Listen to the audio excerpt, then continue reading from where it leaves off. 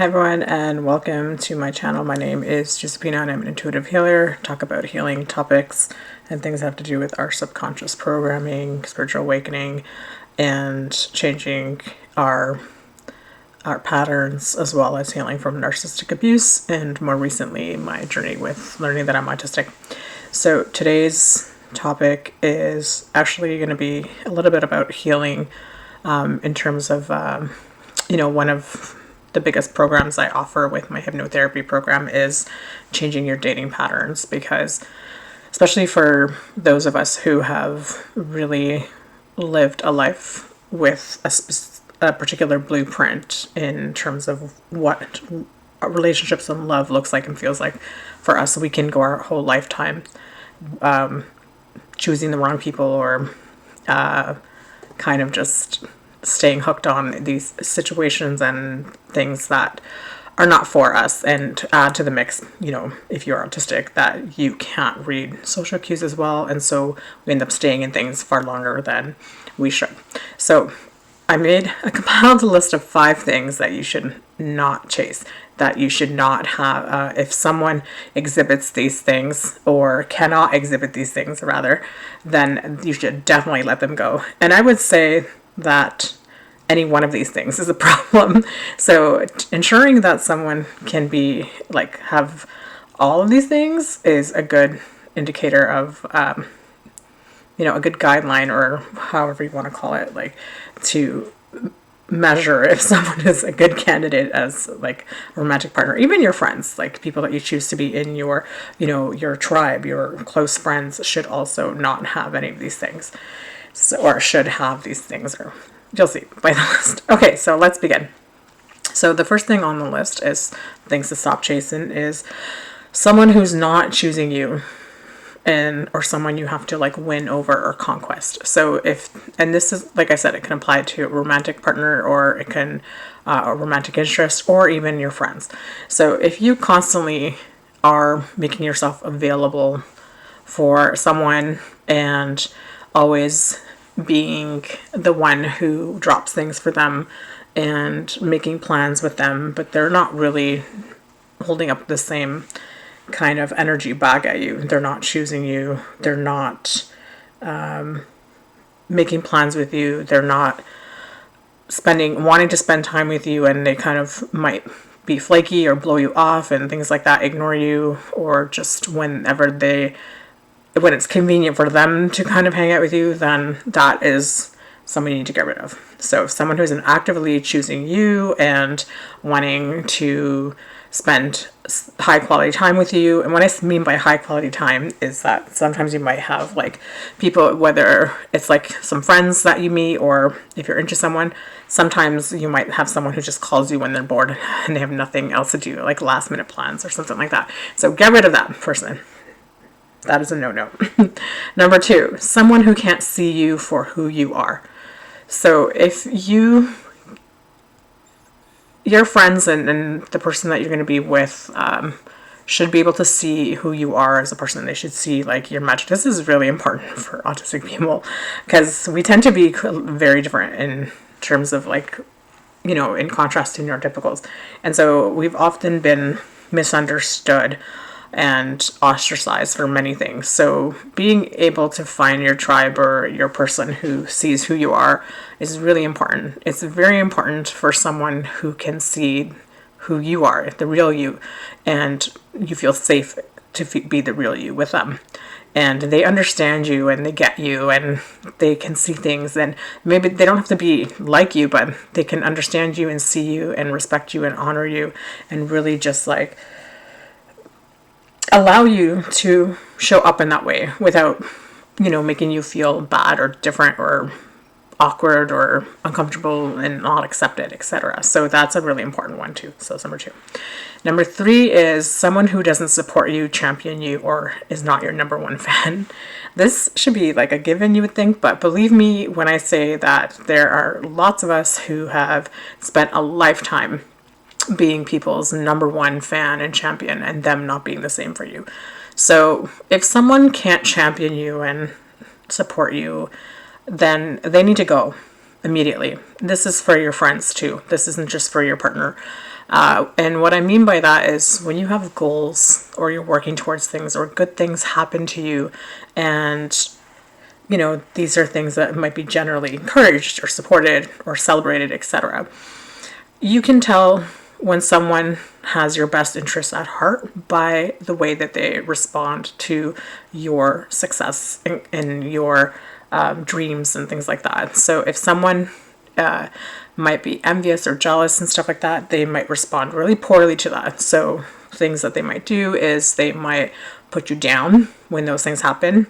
They might ghost you or gaslight you when those things happen. They might really just kind of downplay it and to make you feel bad, or ignore it, or try to make their accomplishments and achievements bigger than yours. So all of those things are very not good things. So if someone is doing those things, then they need to go. Don't chase and allow people like that into your life. Number 4 is someone who makes jokes at your expense. Now, for those of us who are unable to kind of pick out when people are being mean to us, and I know if you've seen my other videos, I've talked about this, where how did I go my whole life not realizing that people are being mean to me.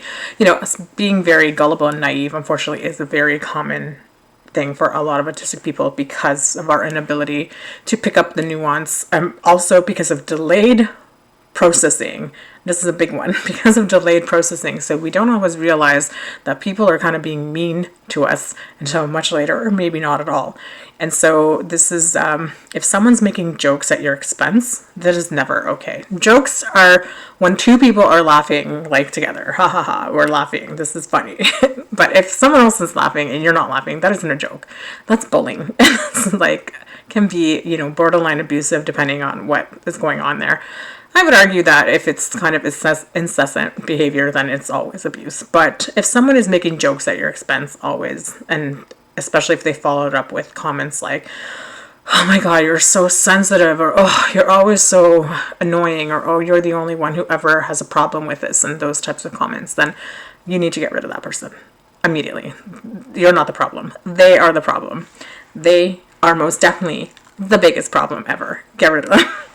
And then number 5 is someone who can't take any accountability and they are defensive. So someone that to counteract that, you need someone who's self-aware of their actions and their moods. And so what does that mean?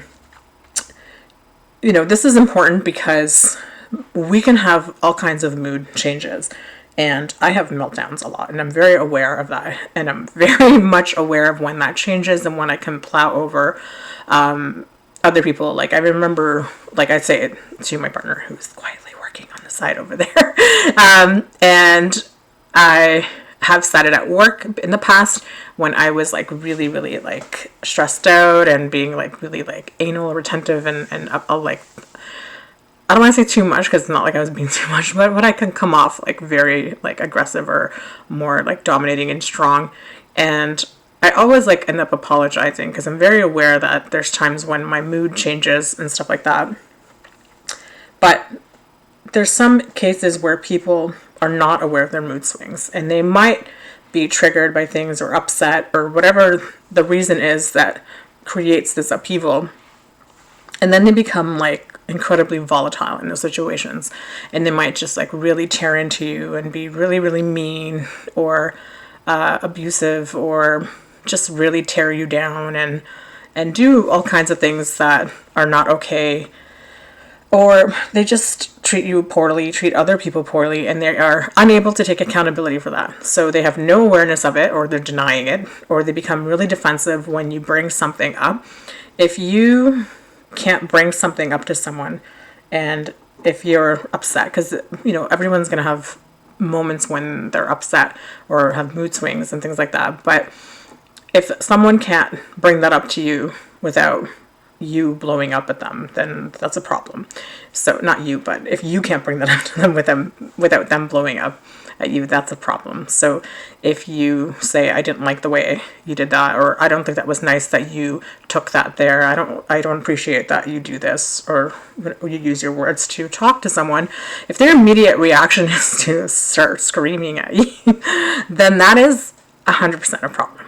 It is a huge problem because they have zero accountability and they have an inability to sit with their own emotions and whatever's happening below the surface for them. And so their immediate reaction is to become defensive and to lash out at you. And that is not someone you want to be around. You can't be around people who are not accountable for their emotions and for themselves, their actions and things like that. We're all going to screw up. We're all going to have moments that we're crappy.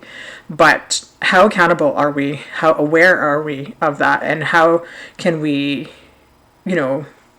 create a better space? And how can we move to resolve things like that? How can we make the peace? Because that's always the goal, right? We always want to be in a place where we can feel better and more safe, more connected, and things like that. So if someone is unable to be self-aware and take accountability and they just immediately get defensive and lash out at you and scream or punch a wall or something, then, or they just leave and slam the door and things like that, that is someone you need to get rid of immediately. You need to find ways to exit those situations.